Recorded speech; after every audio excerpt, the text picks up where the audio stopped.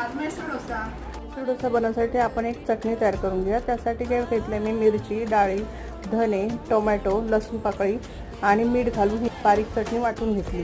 चटणी झालेली आहे। आता कढईमध्ये तेल, राई, जिरं, कांदा, कढीपत्ता, मिरची, हिंग, उडीद डाळ टाकून मॅश करून थोडंसं पाणी घालून मऊ अशी भाजी तयार करून घेऊया। आता आपण होममेड डोशाचं बॅटर बघूया। ग्रीस केलेल्या तव्यावर पाणी शिंपडून तापमान तव्याचं कमी करून आपण 1 चमचा बॅटर पातळ पसरून घेऊया। आता आपण 1 चमचा बटर लावून घेऊया। त्याच्यावर चटणी टाकून तयार केलेल्या बटाट्याची भाजी आणि आपल्या आवडत्या भाज्या एकत्र टाकून त्यांना मिक्स करून घेऊया।